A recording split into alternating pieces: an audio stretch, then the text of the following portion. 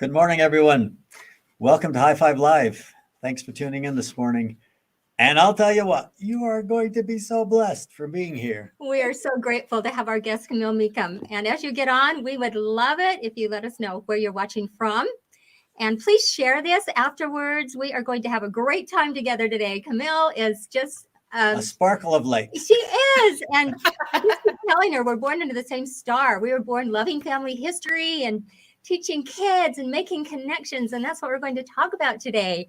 And Camille, I don't know. We can let her talk about herself, but she did graduate from BYU, Idaho with an associate degree, minoring in family history. And she is just one of these that knows how to make it part of your everyday life. And that's what we're going to chat about. How to do that and how to make it fun and exciting and teach our kids and all those kind of things. And we're really privileged because she's spoken all over the world, all kinds of places. Right. I mean, she's a Roots Tech presenter and does all that stuff and part of the management team of the Family Connection Experiment. The Family Connection Experiment, the 21-day experiment. Yeah. And why don't you start just by telling us a little bit about that? Okay, perfect. Yes. So the family history or the Family Connection Experiment, there we go. We started right at the pandemic. April, we got together and we're like, okay, we can't connect with people physically. We can't go out and talk to people. We can't send our kids to school. We can't go to play dates and talk with our friends. And so we were missing that connection. And I noticed my mood changed. I'm sure you guys noticed your moods changed. And so we started just this experiment, 21 days of every day, one way to connect. And we focused on the family. So connecting with your family, either current or past or even the future.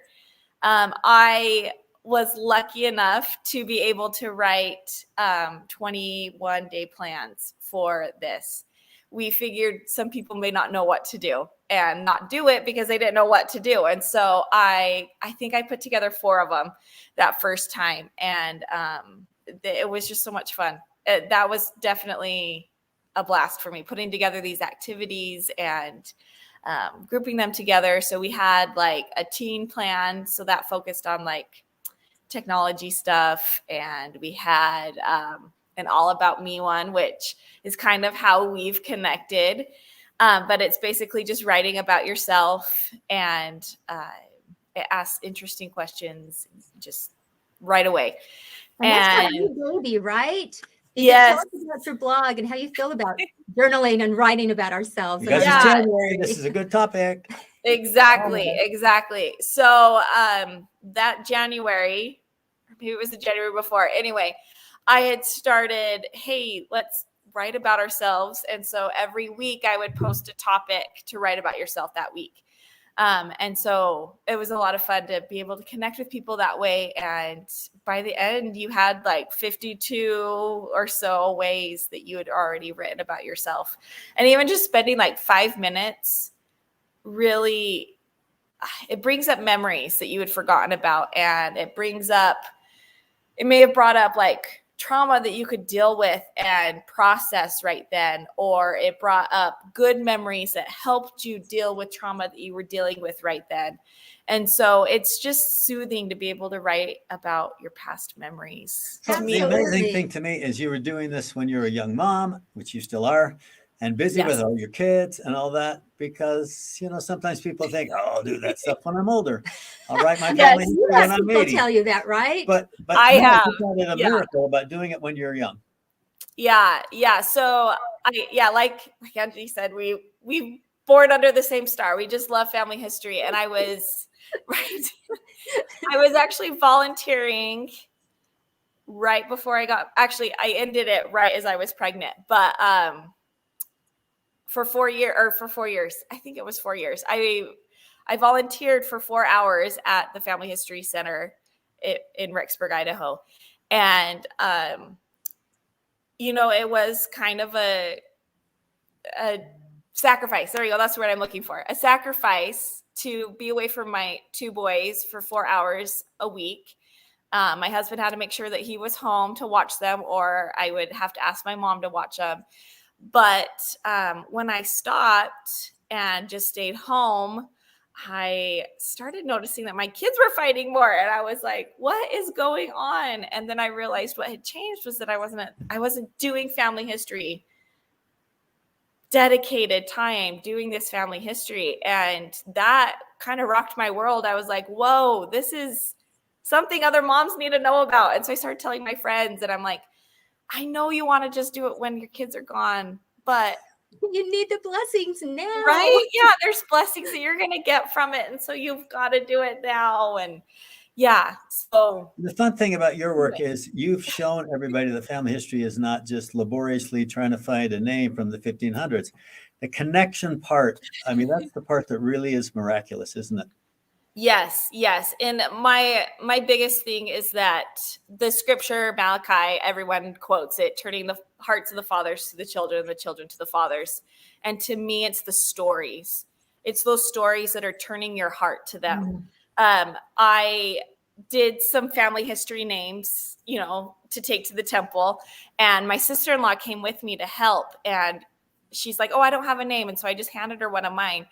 And she has no connection with this person. Who knows if they're even related, but because it was my name. But on the back of all the papers, like when you take your name, you get that 3x5 card, or whatever size it is. I had written about this lady. I had written where she was born, what she did on the census, if it had a job, how many kids she had. And my sister-in-law in the celestial room came up to me and she goes, Camille, this lady is a dressmaker. And my sister-in-law is the most amazing dressmaker. And she's like, Camille, I love this lady. Like, she felt so connected to her just by knowing that she was a dressmaker. Exactly. And I'm like, of all the names I could have given you, I had no idea. I literally just pulled one out of my bag and handed it to her. And so it's those stories that turn your hearts to them and just connect you to them. You have to have the stories, or else they're just a name. Like, it's just a name, like, oh, cool, that's Kim or Pamela, or, like, they're just names. But once you know something about them, even like, oh, they were born in the same state as me, become like a little child and get excited about that. So what ways have you found to get these stories into the lives of your family members? Oh, yeah. yes. Tell us about the stories you tell. Yeah. So to me, to be able to tell these stories, I have to know these stories. And so I have been, like, last year, I started interviewing my grandfather-in-law. That is like we said, family still, but it's my husband's grandpa. And he is 94 when I started interviewing him, and he hadn't written about his life at all. He wasn't a member of the church, which, by the way, most of my interviews are by people that I can't mention that. And I love being able to talk about this. No, it's great. It's so fun. Anyway, he was very, he would come to church when we'd have special occasions, but that was about it. But so I just started asking him questions, and I've recorded them all, and I've started transcribing them. And at first he told me he couldn't remember anything. 94. I don't remember anything. And I'm like, well, let's just try. So I started with jobs. I said, what was your first job? What was your favorite job? What job did you have after that? And no joke, I typed up 20 pages, not double-spaced, 20 pages. He remembered. So definitely that. He actually passed away last July. And this, so during the pandemic, I should back up and tell you why he is so special to my family. But during the pandemic, we had sold our house the year before and moved in with my in-laws. And then he moved in. So we had 4 generations, 94 to 4, because my littlest is 4. All during the pandemic. So we are stuck with each other 24/7, pretty much a whole year, right? Like, or 9 months, whatever. And right there. It was fun. I gotta admit, it was fun outside of it. But during it, I mean, I was stressed out because I had kids' school going on, and my mother-in-law has MS, and so I'm trying to help her. My grandpa-in-law is 94, 93, and so like, anyway, we would sit down at the dinner table, and my little, he was, at the time he was 6. My little boy Hamilton would turn to him, and they would sit there and just talk. And of course, Grandpa's hard of hearing, but my Hamilton, he did not give up, as loud as he could be, right in his ear, asking him questions. And Grandpa would just start telling him stories. And my mother-in-law pulled me aside one day and was like, I'd never heard that story before. And so it was so cool to see them connect, and like they would joke with each other and tease each other. Anyway, so flash forward, last year he passed away.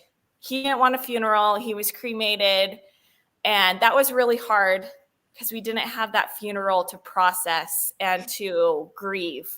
And so the day after Christmas, just barely, we got together, and all the family, the siblings, like my husband's siblings, and we literally sat around and talked about him and told stories.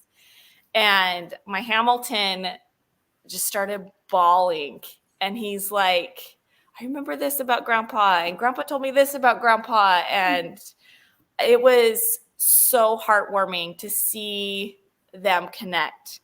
And he knows I've been putting together his life history. And literally, it was Monday night. We were in the car. Actually, it was Tuesday night. We were in the car, and he turns to me and he goes, Mom, you know how you're putting together Grandpa's history? And I'm like, yeah. And he goes, I want to do that. And I go, you want to put together Grandpa's history? Okay, you can help me. And he goes, no, when you die, I want to put together your history. Sweet. I was dying. I'm like, okay, bud. Okay. I'll count on it. Right. Yeah. I'll work on that. Anyway, I already recorded it all. I've already started it for you. You're fine, bud. But it was just so fun to hear him like have that desire to know these stories and to gather them and to collect them.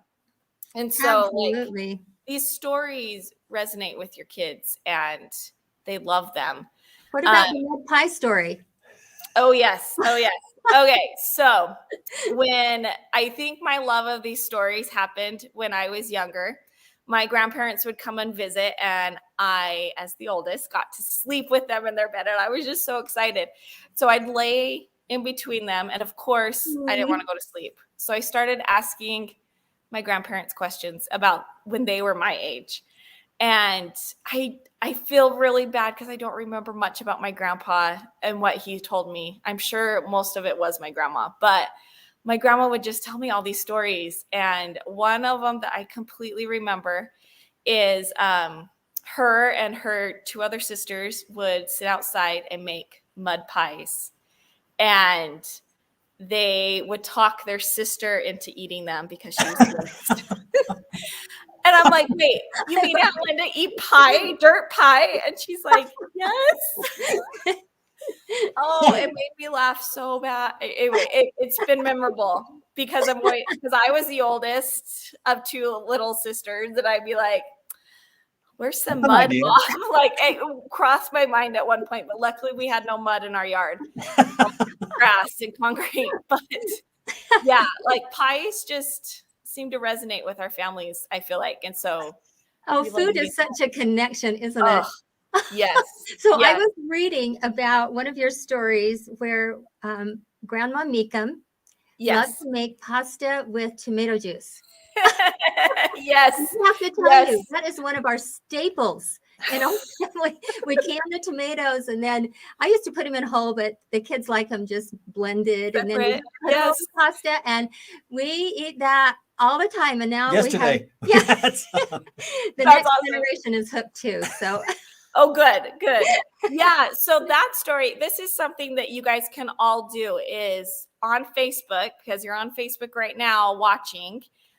Go make a group and add your family, your cousins. Make that group, because that's where I got that story. Well, it's not completely where I got that story, but that's where I've got a lot of details for that story. Yes. And all I asked was, hey, what were some meals that you loved eating or you remember eating? Not even that you loved, but that you remember eating at Grandma and Grandpa Mecham's house. Because I never met Grandma and Grandpa Mecham. And so I wanted to learn more about them. So I had to ask these cousins that had met her and had spent time with her and him. And there was probably over 20 comments of different things. And my favorite comment was, because I said, I want the recipes if you have them. And my favorite comment was, I think it was Jeremy. Anyway, he goes, Camille, I love you, and I love my grandma. I love her so much. She was one of my favorite people, but trust me when I say you do not want her recipes. I about died. To her. Oh, I about died. And it was so funny because that was the first comment. So I was like, well, crap, now I'm not going to get any stories. But seriously, I had like 20 comments of people finally like, oh my gosh, she made this most amazing lemon meringue pie. And I'm like, okay, where's the recipe? And they're like, we don't have it. And I was like, write down your recipe. All of that. Stop with these secret family recipes and give them out. Give them out. Amen. Yeah, because I noticed that Kim, first race, said, I don't know where to start with family history. Questions, interviews. You go talk to your cousins, your older cousins. You go talk to your older siblings. You go talk to your parents, your grandparents, whoever is older than you, and you ask them questions. That's where you start. It's the easiest. And don't forget that you can do the app, Memories app from Family Search on your phone. And then you can just record those stories. Yes, I do that all the time, especially when people aren't knowing that I'm doing it. I know. Nervous. So I got to tell you, my dad was didn't like kids, probably because I was his child. But my kids would be kind of noisy, and he would stand about 5 minutes and then he'd leave. One day he showed up, and I'd given him all little cards with questions about his life. And we kind of cornered him, and they just started to say, what about the pink Jeep in the Guam when you were in the Navy? Oh, so cool. An hour and a half later, my dad, we got it recorded. Hour and a half later, my dad is telling these crazy stories about his life, and they never would have known any of that without having a chance to just talk, right? Yeah. I went to a Relief Society activity last night, and a new sister in our ward had moved in, and she is a military.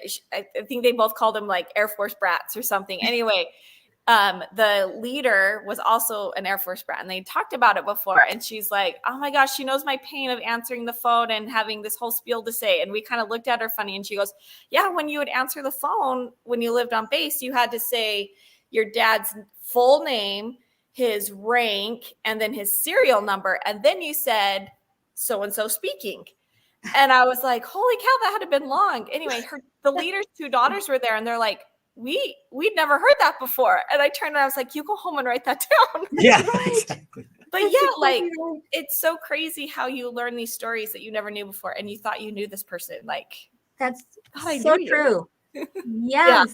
And that, this connection that we're talking about, things that you can do every day, like you're sharing with us.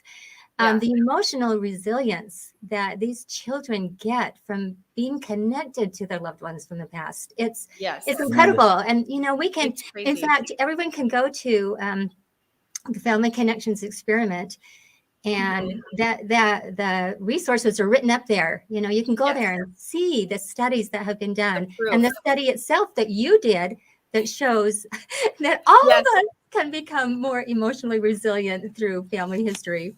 Exactly. Yeah. You can go and read the proofs. So it's connection-experiment.com. Yes, I had to think. And at the top, it says evidence.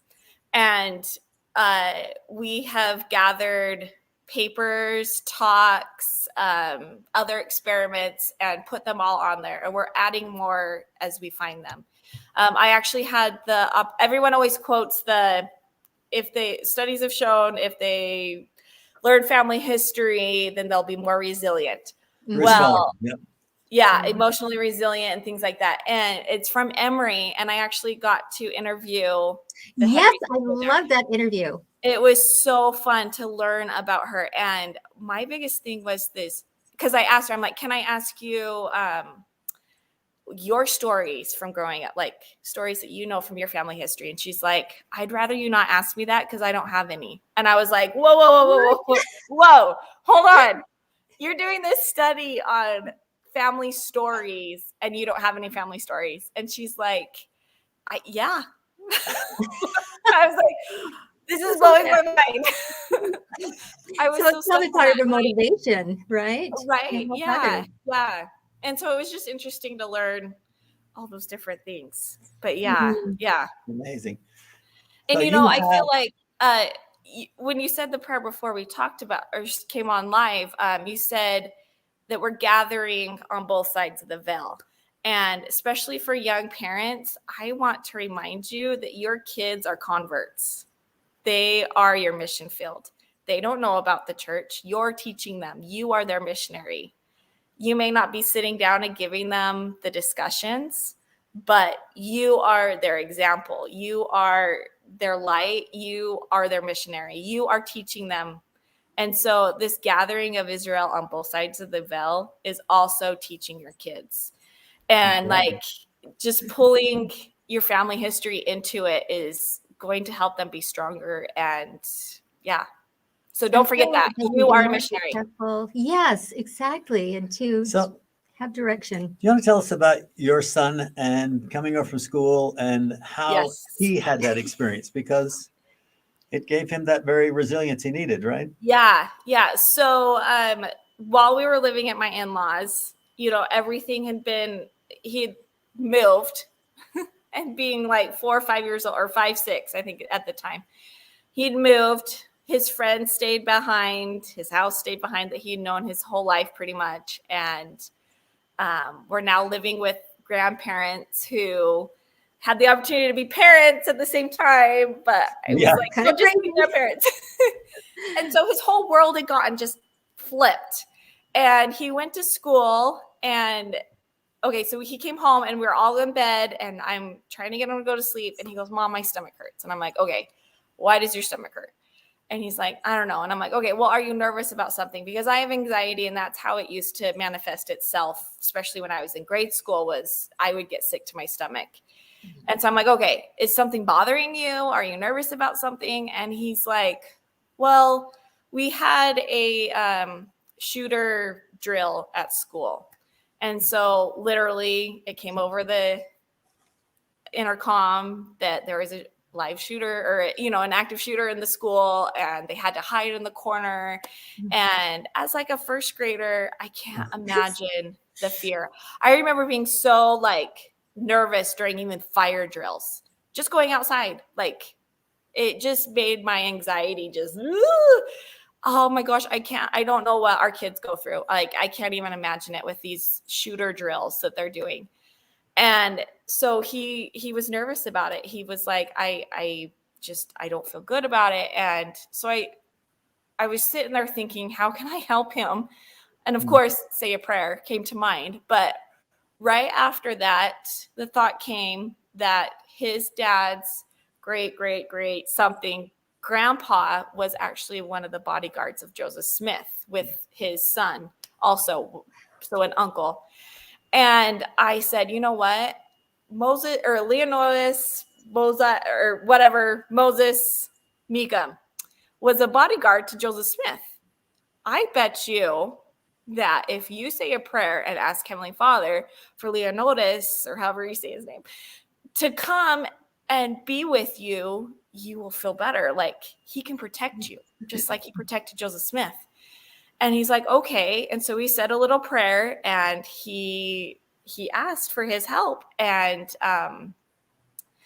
about 5 minutes after he said amen, we'd all been quiet trying to go to sleep. And he goes, Mom, my stomach doesn't hurt anymore. And I was like, bah, like, and I hadn't been thinking there during that 5 minutes. I was like distracting myself, of course, as moms do, because that's our time. And I hadn't even thought about it. And to have him be like, Mom, my stomach doesn't hurt anymore. I was just like, oh my gosh, like these ancestors of ours are here and they love us. And his work had already been done. I hadn't done his work. My father-in-law hadn't done his work. It had already been done because he was a member of the church. but he loves us. And he came and he comforted my son. And it was just so powerful to me to have that happen. Like, even though you're not taking their names to the temple, even though your work is all done, supposedly, you can still have these family history moments because you need to connect with these people. I strongly believe the gathering of Israel is not just temple work. It's getting to know these ancestors and having your heart turn towards them. So yeah. I know. Because they're anxious to turn toward us. Joseph Smith said they are more concerned about us than we are about ourselves. Exactly. And to feel that connection, to allow ourselves to receive the connection with them is transformative. It is. Yeah. You are such a blessing. Thank you. Thank you so much. We need to have you on like 5 more times to share. Let's do it. I know I was talking to those sisters last night, the Relief Society activity, and I was like, I could talk forever. I don't know what I'm going to talk about. I don't know how to like focus it. So yeah, I could just talk forever. Oh, well, this was perfect today. And hopefully all of our viewers will go to these sites and get more ideas. In fact, the 21-day experiment has an idea generator. Yes. So not just all the plans from which you can choose. And the family history guide, Come Follow Me Companion, is one of those. I love it. Where you can go and get family history activities for every single week. Come Follow Me. That's just one of the community ideas. And there are tons of ways to connect with your family, to help your family members, and especially your children, this next generation, to give them the strength that they need. Yes, absolutely. Thank you so much for being with us today. Thank you so much. And please, everybody, share this. It is such an important, essential topic. Yes. And remember to go to those sites, write your life. Well, let's see. Tell us one more time, just at the end here, where to go to find all of your info. Okay. So the Connection Experiment is at connection-experiment.com. And on there, you can find plans. So it'll walk you through 21 days of activities that you can do. Most of them are super short, hour or less activities each day. There's also the examples. Oh, that's not what evidence. There we go. Evidence. The evidence is there. There's the idea generator. Kim, the idea generator is great. Go start there too. We've got plans on how to start family history. So Kim, if you need to go there, go there. It's called the Genealogy Boot Camp. And then I would love to talk with you guys if you want. I'm at the Mommy Genealogist on Instagram. Not gynecologist. Everyone. Genealogist. Genealogist. Yes. So yeah, I know I'm like, crap, maybe I better come up with a new one. But yeah, I am the Mommy Genealogist. So go find me there and chat with me. So yeah. Fantastic. Thank you Thanks so much. much. Everyone have a wonderful day. You